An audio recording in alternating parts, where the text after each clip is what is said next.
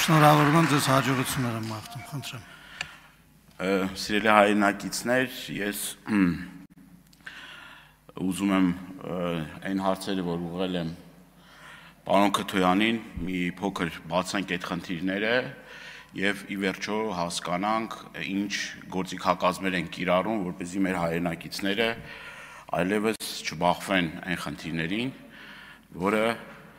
բավականին դժվարեցնում է իրենց հարցերը։ Խնդիր առաջին, որին տարբեր հանդիպումների ժամանակ մեր հայրենակիցները մեզ դիմում են, բազմաթիվ նաև նամակներ եմ ստացել, ես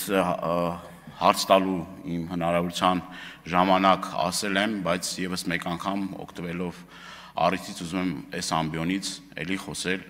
16 միլիոնների ծրագրի անհասանելիության մասին, հատկապես այն խոցելի խավի, որ ունի բազմազավակ ընտանիք, ինչ որ մի պահի բանկային խնդիրների պատճառով կամ ինչ որ մեկին երաշխավոր դառնալու պատճառով այսօր զրկված է այդ ծրագրի շահառուն դառնալու։ Տեսեք, ես այսպես եմ պատկերացրել այդ ծրագիրը 16 միլիոնների հետ կապված, որ առաջնահերթ հնարավորություն պետք է ունենան այդ բնակարանները կառուցելու այն մարդիկ, որոնք որ դրա անհրաժեշտության կարիք ունեն։ Այսինքն այն մարդիկ, որոնք մինչ այդ պահը չունեն բնակարան, բազմազավակ ընտանիք ունեն, բազմազավակ ուրեմն ընտանիքի անդամներ ունեն, որոնք նաև այս ամբողջ ընթացքում, չգիտեմ, տարիներ շարունակ զրկված են եղել բնակարանից, մեր զոհված հերոսների ընտանիքի անդամները եւ առաջնային պիտի լուծվեր այդ մարդկանց բնակարան ունենալու խնդիրը։ Բայց մի կողմից պետությունը տրամադրում այդ գումարը, մյուս կողմից բանկերը խոչընդոտում են, խնդիրներ են ստեղծում, որ մարդիկ այդ բնակարանները կառուցեն։ Դրանք բազմաթիվ են այդ օրինակները եւ օր առաջ պետք է այդ խնդիրը լուծվի եւ ի վերջո մարդիկ բնակարան ունենալու հնարավորություն ունեն։ Այդ ծրագիրը կներեք նրա համար չի, որ 3 տուն ունեցողը 4-րդ տունն էլ ստանա, կամ նրա համար չի, որ սահմանամերձ գոտում ինչ որ մեկը կներեք ամառանոց ունենա։ Տենց օրինակները շատ են եւ ցավալիորեն կրկնում եմ բավականին շատ դիմումներ ենք ստանում եւ ի վերջո այդ խնդիրը պետք է լուծվի։ Մի քանի անգամ ասել ենք, մի քանի հնարավորություն ունեցել ենք սրա մասին խոսելու դեռ 1 տարի առաջ, բայց էլի խնդիրը չի լուծվում։ Հաջորդը ես ցանկանում եմ նաև առիթը օգտագործել, խոսել մեր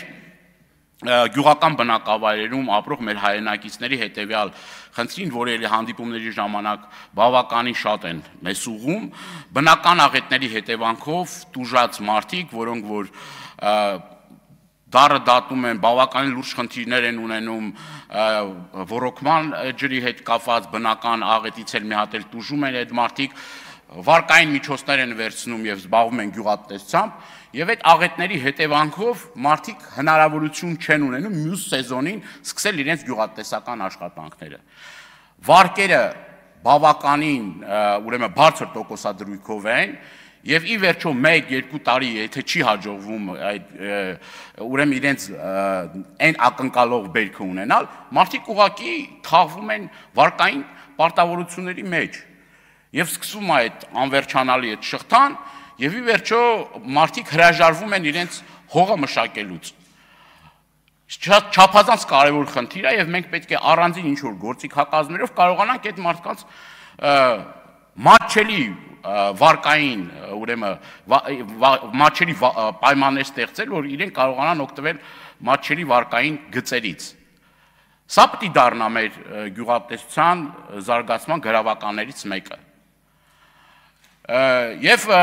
էլի մի կարևոր հարց կա, որին նաև ուզում եմ բոլորի ուշադրությունը հրավիրել, ես հանձնաժողովի նիստի ժամանակ ասել եմ եւ խոստացել եմ մեր հայրենակիցներին այս հարցը բարձրացնել եւ ուզում եմ չնայած ձեր հետ այդ խնդիրը չի առնչվում, բայց քանի որ խոստացել եմ, պիտի ասեմ դրա մասին, դա սահմանամերձ եւ համայնքներում հատկապես Տավուշի մարզում, ուրեմն Գեղարքունիքի մարզում, Սյունիքի մարզում,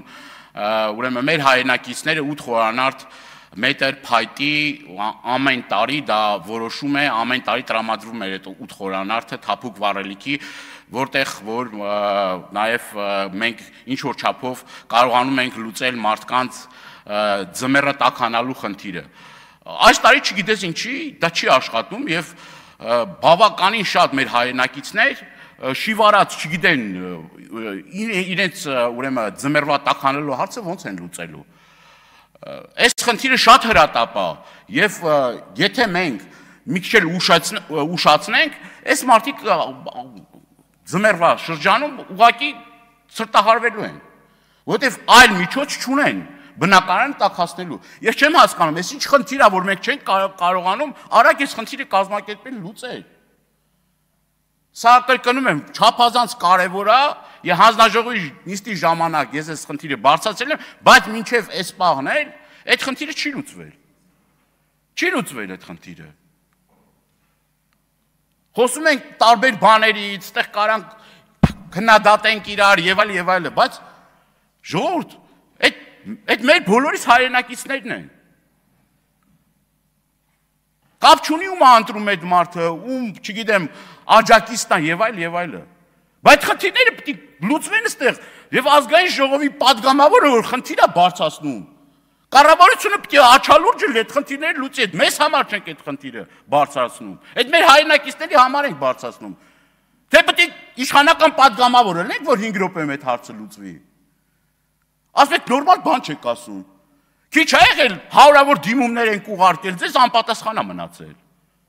Էլի մեր քաղաքացիներին վերաբերելի ու կապ չունի, ես չեմ էլ հետաքրվել այդ մարդու ում ընտրում։ Ինձ համար բացարձակ նշանակություններ չունի։ Ասում եք ամիսներ առաջ ասում եք Սովետաշենի աղբանոցը, էլի հարյուրավոր դիմումներ են գրել, մարդիկ ասում են, այս պայմաններում հնարավոր չի։ Այդ չենք կարողանում այս պայմաններում ասում են, այլևս հնարավոր չի։ Այդ տարածաշրջանի ժողովուրդը ուրեմն դատապարտված են այդ, չգիտեմ, այդ թունավոր ծուխը շնչելու։ Մինչև Երևան քաղաք չհասավ, չհասկացան խնդրի կարևորությունը։ Բա ասել ենք, տարիներ շարունակ, ամիսներ շարունակ, ասել ենք, որ այս խնդիրը կա, գոյություն ունի։ Ասում է չի ասում, հանդիմությունը գնացել ասում, Սովետաշենի աղբանոց ասում, այրել է։ Այդտեղ գրառումներ կար, էլի, չեմ ասում, падգամավորներից էր, բայց էլի ձեր դաշտի ժողովուրդն են, լավ, ամոթ է։ Վերջում շատ երկար եմ մտածել այս հարցի մասին, խոսել չխոսել, բայց էլի պատեհություն ուզում եմ օգտագործել, խոսել դրա մասին, ինձ համար շատ մի ցավոտ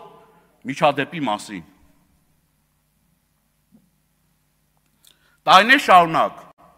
ես իմ ընկերների հետ այն զորամասը այցելել ենք, ծաղիկներ ենք խոնարհել մեր զոհված ընկերների հիշատակին։ Տարիներ շարունակ այս տարի ապիկարությունը հասել այն մասշտաբի, որ ինձ արգելել են մտնել զորամաս իմ ընկերների հիշատակի ծաղիկներ խոնարհելու։ Ասելով, որ այս մարդը եթե ձեզ հետ է, մենք չենք կարա ձեզ թույլ տանք։ Ամոթ է։ Միջև վերին օղակները ասել եմ սրա մասին։ Համարները ճշտել եմ, զանգել եմ բոլոր պատկան մարմիններին։ Ամոթ չի ձեզ։ Պաշտպանության նախարարություն, լիքը խնդիրներ ա եղել, ես տեղի չեմ բարձրաձայնել, ձեզ առանձին ասել եմ ինչա ես բանեմ, լրտեսեմ, ինչ չի կարելի մտնել։ Իմ ընկերներին, որ Ամերիկայից էին եկել, Ռուսաստանից, պատերազմի մասնակից, իմ պատճառով չէին թողնում մտնել, զորամաս ծաղիկներ խոնարհել։ Այս էլ խու բան հարց չի։ Ինչ գիտենք առավոտից իրիկուն հետևում եք մեզ, ես իմ չգիտեմ այդ սոնցածերում ինչ չգիտեմ ինչ տեղատարապ ասես հնչում այ, ես իմ չգիտեմ ընտանիքի անդամներին եւ այլ, բայց գոնե թե այդ հարցով, կրկնում եմ, չեմ ուզում ստե անուններ տալ, բոլորը տեղյակ են եղել դրա մասին։